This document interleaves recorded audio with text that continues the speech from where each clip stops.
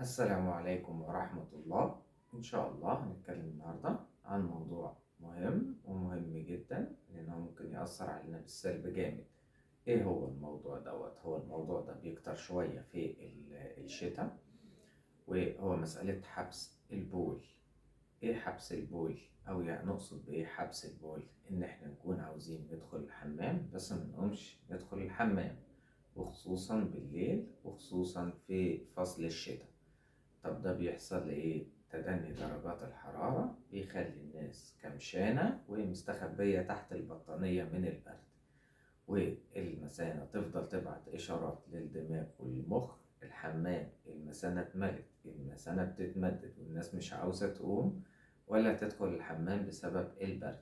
طب إيه اللي بيزود كمان المية في المثانة؟ هي مسألة السقعة وعدم وجود تعرق. المية اللي موجودة في الجسم بتخرج عن طريق إيه؟ إما مع البول أو مع الجلد وهو الرشح أو العرق.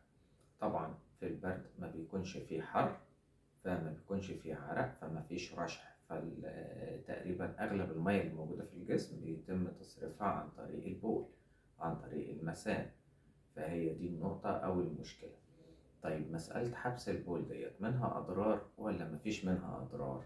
لا، هي طبعا في منها أضرار بس بيكون على المدى البعيد. طيب هي ممكن على المدى القصير تسبب أضرار، ممكن لبعض الناس اللي عندها أصلا اوريدي مشكلة في المثانة والبروستاتا وعندها مشاكل في المسالك البولية. عشان كده هوت يفضل على طول أول ما نحس إن إحنا عاوزين ندخل حمام نقوم ندخل حمام وما نتكسلش في النقطة دي. طيب السن الكبير زي السن الصغير؟ لا، السن الكبير لا طبعا، ده لازم على طول يقوم يدخل الحمام. السن الصغير اللي هو ممكن يستحمل شوية وممكن الموضوع ياخد وقت عقبال ما تظهر عليه الأعراض، بس طبعا احنا في غنى عن ده كله لأن الوقاية خير من العلاج. طيب هي ايه المشكلة دلوقتي لما البول يفضل في المثانة؟ بيحصل أكتر من مشكلة. البول أولا بيحتوي على الكالسيوم وحمض اليوريك. الكالسيوم وحمض اليوريك ده ممكن يسبب حصوات، يتجمع ويسبب حصوات، ودي مشكلة يعني مشكلة كبيرة للجسم إن يتم يعني إن يحصل فيه حصوات في المثانة أو يحصل ارتداد للبول ده للحالبين والكلى، هيسبب أضرار جامدة جدا. هو أول حاجة كمان هو بيسبب التهاب المسالك البولية، والبول دوت لأن هي مادة مش نافعة للجسم، بالعكس دي كلها زوايد وأضرار. دوت بتزود البكتيريا في المثانة، ودي مشكلة كبيرة. البكتيريا لما تفضل في المثانة هتعمل التهاب والتهاب مسالك بولية.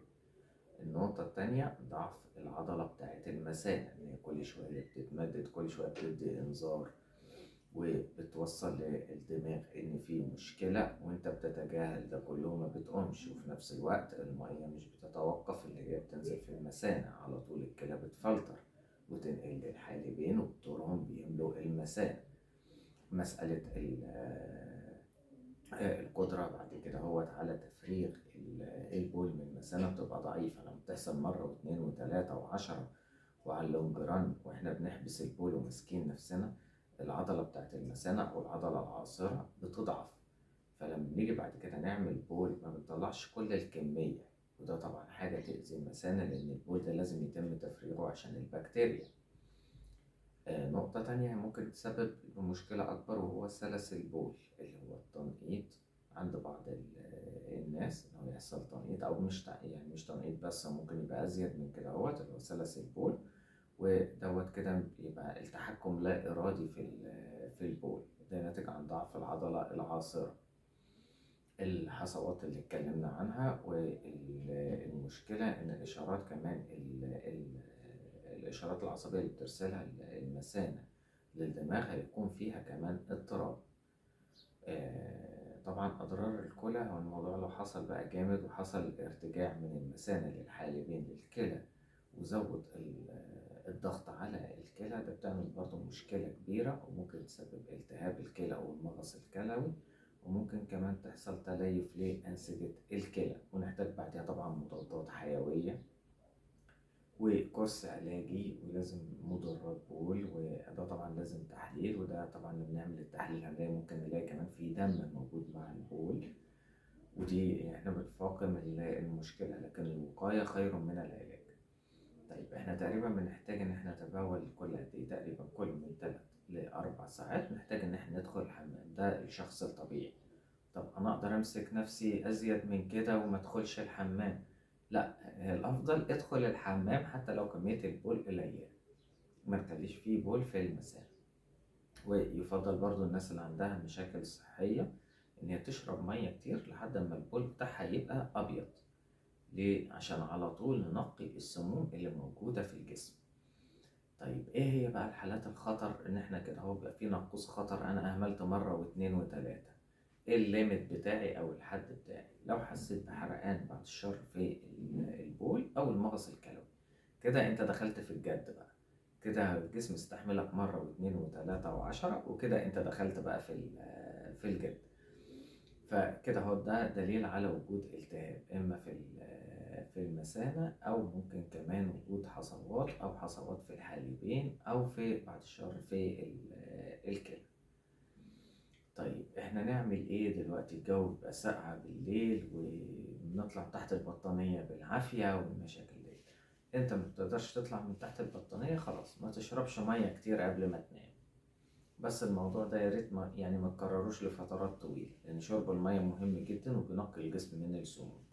ما نشربش مية كذلك برضه، هي مش المية بس، هي السوائل بصفة عامة، سواء مشروبات غازية سواء شاي، أي حاجة فيها سوائل، إن دي كلها بتطلع عن طريق البول في المثانة طبعا. فنقلل شرب الحاجات دي. النقطة التانية نقلل الأملاح. طب ليه الأملاح؟ لأن الملح بيخليك عطشان، فهتضطر غصب عنك إن أنت تشرب. التوابل نفس الشيء، بس الملح بيكون على الأكتر شوية. النقطة التانية إن إحنا ندخل الحمام قبل ما ننام، حتى لو مش عاوز أعمل حمام، حتى لو مش عاوز تعمل حمام.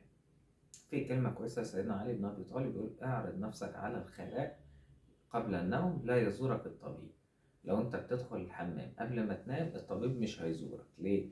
أنت بتتخلص من كل النفايات، سواء بول أو براز أو ما إلى ذلك، بتتخلص منه من الجسم، فالجسم مش هيبذل مجهود كبير عشان الانفكشن، فتفضل مناعتك وصحتك إلى حد كبير كويس. والكلمة ديت فعلا محققة عند بعض الناس. النقطة التانية الحوامل برضو، أصحاب الوزن التقيل برضو يدخلوا الحمام قبل ما يناموا. طب ليه الحوامل؟ لأن الحوامل بيبقى فيه حيز للبيبي في البطن، فبيبقى ضاغط على المثانة، فالمثانة أصلا ما بتشيلش. المثانة في حد ذاتها ما بتشيلش. نقطة تانية برضو، أصحاب الأوزان الثقيلة والكرش والتخان، برضو الوزن ده بيضغط على المثانة يخلي المثانة ما تشيلش. فده المشكلة عنده بتبقى أصعب شوية. لو شرب مية كتير ونام وحبس البول مش عاوز يقوم يدخل الحمام، دي في حد ذاتها مشكلة كبيرة، وممكن تعمل له التهاب مسالك بولية، وممكن الموضوع يزيد كمان معاه. طيب احنا دلوقتي عرفنا المشكلة وعرفنا الحل بتاعها. طيب أنا دلوقتي بعد الشر لو حصل التهاب مسالك بولية، أول حاجة أنت هتروح للطبيب أو الدكتور عشان يشوف، يعمل تحاليل، وتعمل تحليل بول وتشوف فيه دم موجود في البول ولا لأ. عندك تاريخ أو هيستوري قبل كده هو بوجود حد عنده حصوات في الكلى أو رمل الكلى أو الحصوات البلورية ولا لأ. لازم بيكون صورة عامة، وبعد كده بيكتب لك العلاج أو مضادات البول أو الأنتيبيوتيك حسب الحالة بتاعتك. بعد الشر في بقى حالات بتبقى صعبة شوية وفيها مشاكل تستلزم قسطرة وما إلى ذلك، دي بس بتكون على الأغلب بتتم في المستشفى. وطبعا ربنا ينجينا من ده كله، والوقاية خير من العلاج.